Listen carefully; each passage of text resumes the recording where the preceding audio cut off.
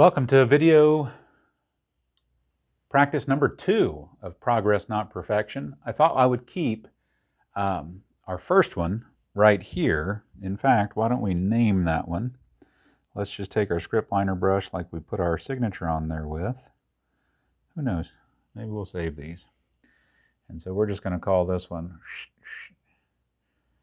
number 1. Look like that. I like those little fancy looking ones.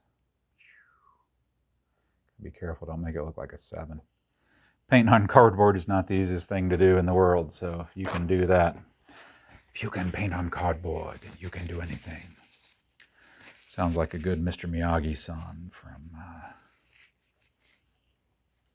Karate Kid. Great show. All right.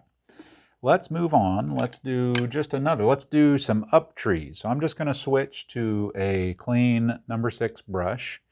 I still got the one right here that I used for these. So that's a number 6. I just used blue and then I added liquid white and the yellow, so it's still green. May use that for highlights, might not. We'll just wait and see. I added a little more blue to my palette just so I could get a good load. Good load of paint. I did not switch my palette yet, so stay tuned for future practice episodes. And I'm going to show, I really want to demonstrate loading the brush. And then we'll talk about hand position a little bit more. But more important than anything else, just go for it. Go for it. You'll hear what I'm saying. You'll hear it the way Bob says it. Listen to another instructor. Watch some of Nick's videos on the Bob Ross YouTube channel. Nick's the only other guy on there painting. Besides guests on Bob's show, you think he knows something about something? Yeah, he's amazing. Not only a fantastic human being, but an exceptional artist. And man, is he good at teaching this method of painting and doing more than his fair share and keeping the dream alive. So let's do some up trees. Now, by up trees, I'm just going to let the bristles bend the other way. So we did this pretty classic looking down, you know, the pine needle looking things, the evergreen little spine things that just go down. So let's just press up. Let's see what happens. Let's give ourselves that center line to follow again. Got that same good load of paint on the brush. This doesn't even have to be straight. You can see I covered it all. It's really just a guide, just to help you. I like to reload after I do that center line, especially if I'm on a painting, because somewhere in your tree you're probably going to come down through some other layers of paint. So you just want to have a great load of dark on your evergreen. So instead of pushing in and letting them bend down, gently push and let them bend up. But otherwise, the exact same principle. As you come down the tree, just let more and more of it bend up. You can kind of make it that classic Christmas tree shape. You can flip over if you start getting a little dry from that first side. Just gently push. If it's not coming off exactly like you want, play with your hand position a little bit, but not a lot. Don't chase the shape of branches. Push the brush. This brush will do magnificent things for you if you let it. This one kind of looks to me like I've wound up with the Griswold family Christmas tree from one of the greatest movies of all time, Christmas Vacation, and that's okay. And nobody ever walked outside or walked into the forest and said, wait a minute, that tree don't look right. No, you've never done that, and you're not going to do that. Neither is anybody who's going to look at your paintings. So if you don't like any parts of it, I would really discourage you from going back and touching any of it. What you likely will do is flatten it out. If there are some areas that are just going to make you lose sleep or kick the dog or anything like that, then and only then can you go back in and ever so gently. Don't cover up all your open areas, but that's it. No more touching. Do you want to sneak in and get a little tree trunk in there as I elbow the camera stand? Tripod? Fine. Put in just a little touch. Well, my hand's getting in the way of the Dumouflaci there, so we'll do this way, just gentle. Just touch, let the canvas grab what it wants. Another very cool thing to do, you will often see Bob do this. Take a clean, dry knife, nothing on my knife, and just run it straight up out the top of the tree. When you are on a canvas that is moist with liquid white, I don't know if you can see that. It's putting a nice little crease in the top on the cardboard, but it just drags a little bit of color out the top, kind of like that top point where you'd put your Christmas tree topper if you celebrate Christmas and use a Christmas tree to do so. Let's do another up tree. Let's do it quickly. Speed is your friend in this, so get a few of the basic principles in mind and then go for it. Remember, they don't have to be perfect when you start. This was my first attempt at up trees. There's the biggest one you can see. They don't quite look the same. I like this one better. Just some practice involved. Let's do a little bigger one. So let's give ourselves a good center line to follow and reload. Get it good and smooth. Ready? Here we go. And just push. Deeper, deeper, deeper. If you're running out of paint, flip it over.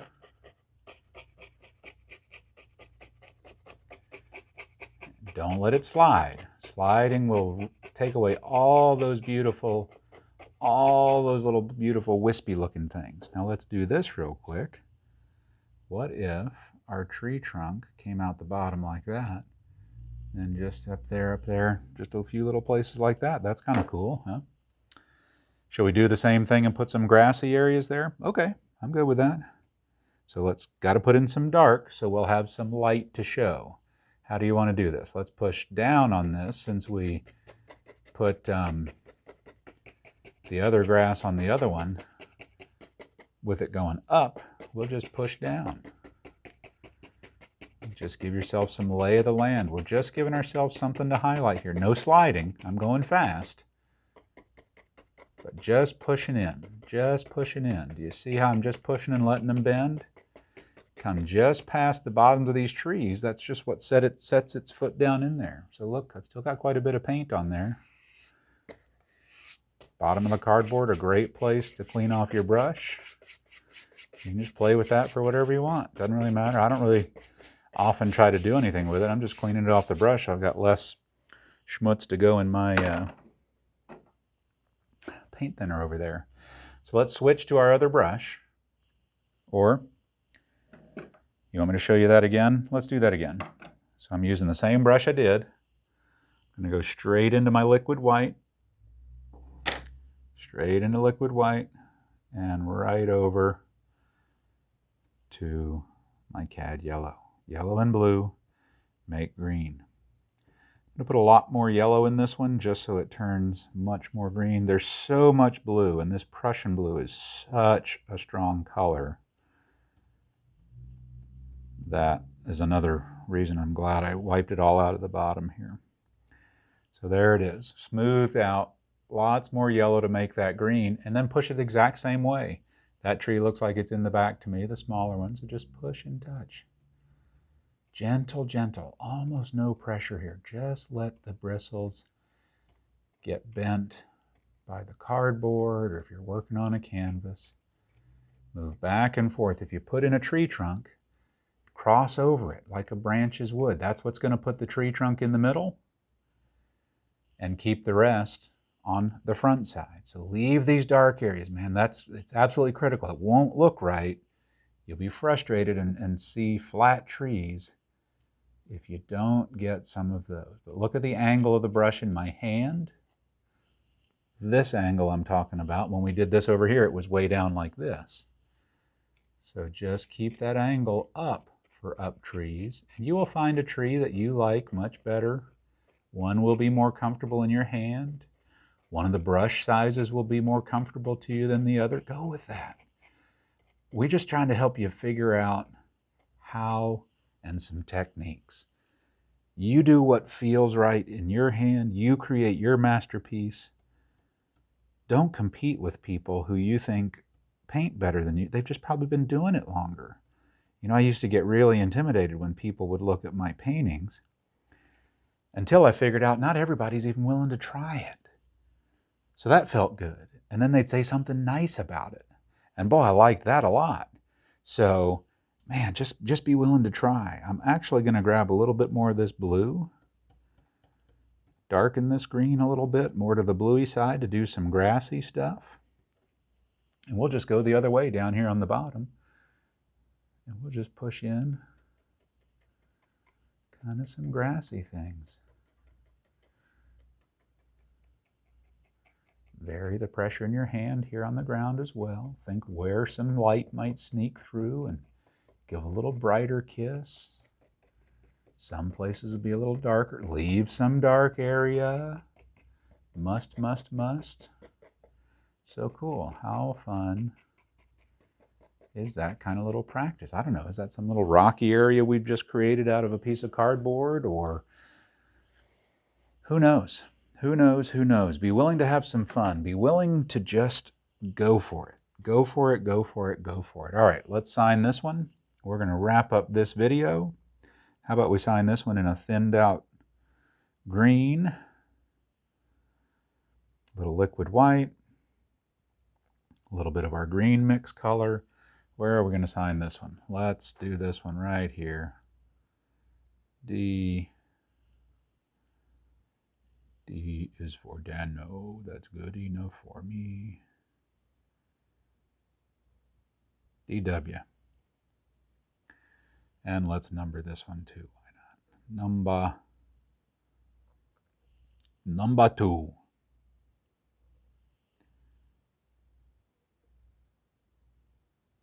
This is going to demonstrate how terrible my handwriting is. All right. There's a 2. Hey, at least we got some video evidence that that's a number 2. All righty. Well, there you go. There's a couple of things to practice. You know, I'm going to save that to the next video. I'm going to get something set up for us. I'll show you how I'm going to do it so I won't be too far ahead, and we'll do a lot of that together. So if you've hung with me this long, thanks. See ya. Progress, not perfection. That's the name of the game.